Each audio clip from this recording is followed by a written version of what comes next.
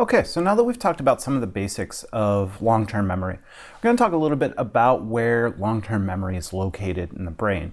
In order to do that, we're going to talk about some famous neuropsychological cases. And so remember back to our early discussion of neuropsychology, basically the idea here is that you take patients that have some sort of brain damage, such as Phineas Gage, Henry Molson, you take those individuals, see what tasks they are and aren't able to do, and then based on the knowledge of what area their brain is damaged, you get some sense of the role that different brain areas play in different types of behaviors.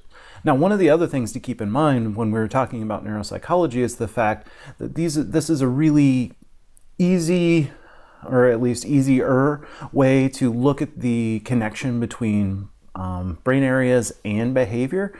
However, it's also not a perfect method, right? So a lot of times whenever there's any sort of brain damage, it's not crisp, clear, and well cut to specifically one area of the brain, right? Usually there's gross damage, and that gross damage can cross into different areas of the brain. So it's not as clean as, say, fMRI or any of those technologies. So keep those two things in mind as we talk about this. So we're going to start off by talking about Henry Molson. And Henry Molson, or HM, is probably one of the best known patients of neuropsychological research in cognitive science, and in part because he was studied pretty closely by a group of researchers, but especially the researcher Milner, who studied him over time. But in the case of Henry Molson, he was a relatively young man who had severe epilepsy. And in order to try and control his epileptic seizures, he went in for a brain surgery where basically they were removing chunks of brain in order to try and control his seizures because they were that bad. And in the process of removing the brain areas during the surgery, there was some damage to the hippocampus. And what ended up happening is that this hippocampus damage actually created a very strange, at the time, set of problems for Henry Molson. And I will say here I'm using his name throughout the literature to protect his identity. He was always known as HM, but because of his influence in cognitive science, they decided to release his name after his death in order to kind of honor him, because he was kind of laid the groundwork for a lot of what we know in cognitive science. In fact, they also saved Henry Molson's brain, and there was a live stream of them actually processing his brain, and a lot of cognitive scientists watched because he was that influential, and it was kind of an honor to just be able to learn from him given the situation. But anyway, that aside, in the case of Henry Molson, what his particular set of symptoms were interesting because his working memory was intact. He was able to do traditional working memory tasks, like we were saying, of counting backwards from 507 by 7. But the problem is that he couldn't take that information that was in working memory and transfer it to long-term memory. And so he could meet somebody and then remember their name initially after the meeting, but then he would not be able to convert that to long-term memory and would forget meeting them. And so many times it was like he was meeting the same person, let's say in this case Milner, who he worked with pretty extensively. It was like meeting Milner for the first time every time that he saw her. So that's the case of Henry Molson. And one of the big things that we learned from Henry Molson is that the hippocampus plays a very big, pivotal role in transferring knowledge from working to long-term memory. Now, there's another much less famous patient known as KF.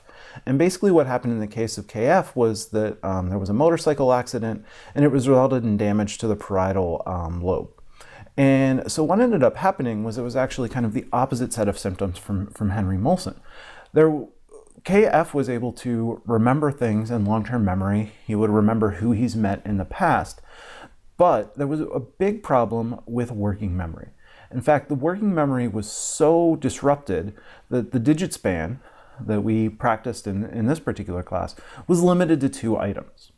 Now, there was also another weird set of symptoms where in the case of KF had problems remembering sound, right? And so it appears that there was some working memory issues to his phonological loop. However, as far as the visuospatial loop, there wasn't as many problems, and that seemed relatively intact. Again, could be the result of just the unclearness of brain damage, but kind of an interesting set of symptoms. And then the third person I want to talk about is somebody by the name of Clive Waring. And so Clive Waring, again, much like HM, had hippocampal damage. And this damage came from herpes viral encephalitis. So basically there was some brain inflammation that happened in the case of Clive Waring. And he had a very interesting and peculiar set of symptoms that hopefully I'll be able to demonstrate in a second. But what's kind of interesting about Clive Waring is his life before this brain damage occurred. And so Clive Waring was a really, really big deal. In fact, he was one of the foremost scholars on early British music, and also he himself was a very accomplished music performer, and he played piano, as hopefully you'll be able to see. Now, one of the kind of interesting, or to kind of highlight how big of a deal Clive Waring was, when Princess Diana got married, he was actually brought into that marriage ceremony as a scholar to make sure that at least a lot of the traditional classic British songs that were being played were being performed correctly, right? And so Clive Waring was kind of a leader in his field at the time and very, very well respected. Now, what's interesting about Clive Waring, and again, I hope that you'll be able to see this, is that he's still able to play and conduct music. But one of the interesting things is that he can't form new memories. In fact, people have described it as like him waking up every 20 seconds. And I believe in the book, there's a discussion of him going into his diary. And so there are actually some diary records from Clive Waring where he does a journal entry at, say, 7 a.m. and he says, "Oh, so great to wake up today. I feel so alive."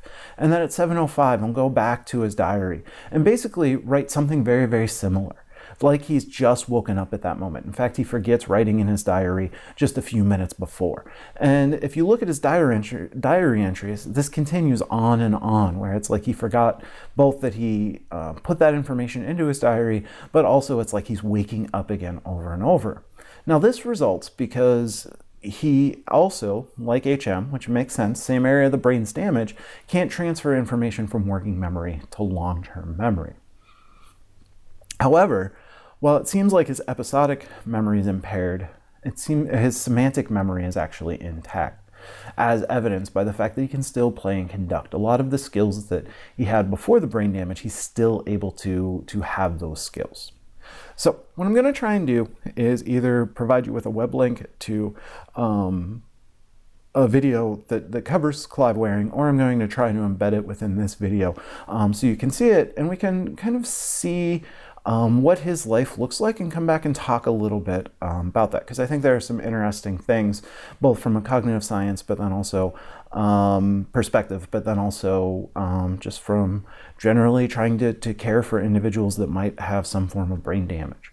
So with that being said, we will insert the video now, and then I'll come back to you and talk a little bit more about it.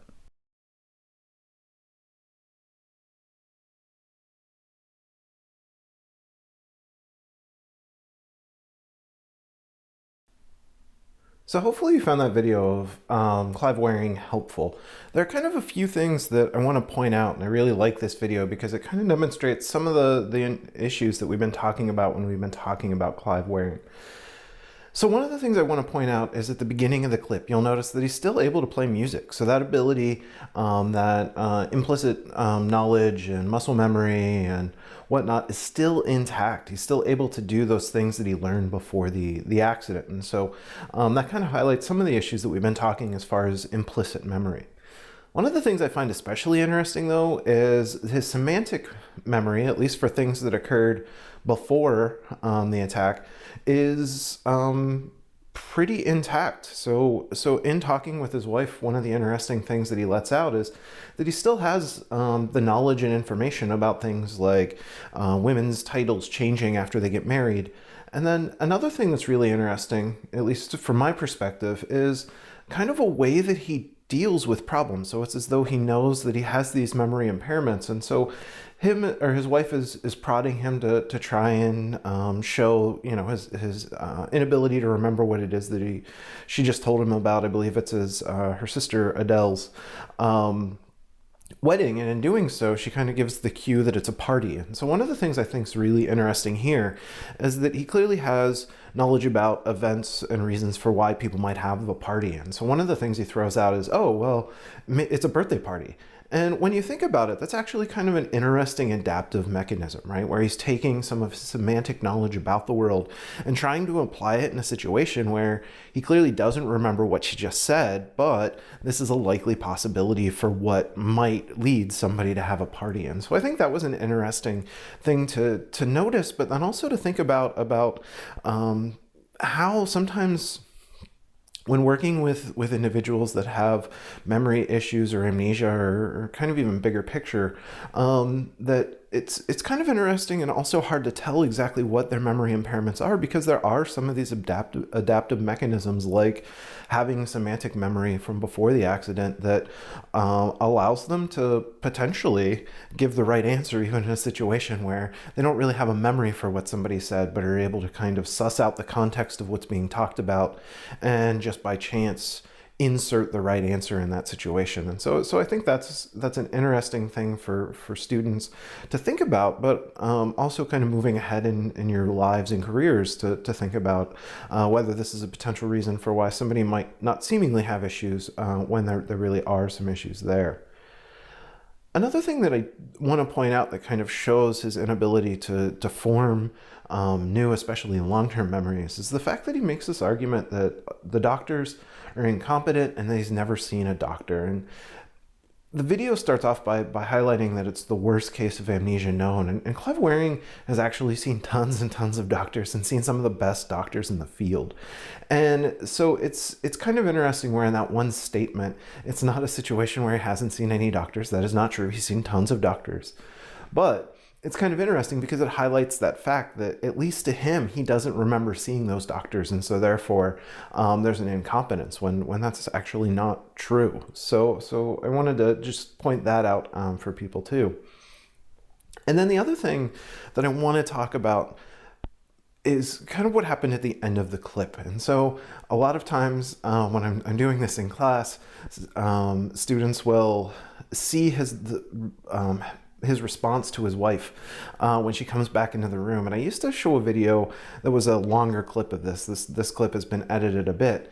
And I forget the exact reason why she left the room, but I think it was just to either put on tea or to go pick up a snack or something while they were doing the interview. Whatever it was a really benign thing that she was doing, and she had only left the room for maybe a minute or so. And so students see his reaction to his wife and are like, oh, that would be great if my partner reacted to me whenever they saw me like that. And it would be. But I also want to point out, and one of the things that I usually point out in the in-person classes, think about if that was every time that you were to leave the room, right? It would be overwhelming. And it wouldn't be fun if every time that you were to just leave the room for just fractions of a second, that it was like seeing your partner for the first time in a long period of time.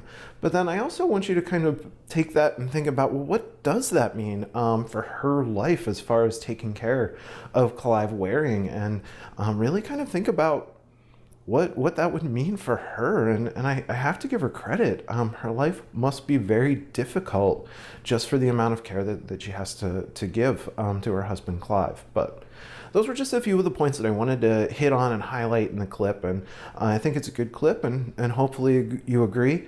But if you have any questions about any of the neuropsychological cases that we talked about, definitely feel free to reach out to me. I'm happy to answer questions.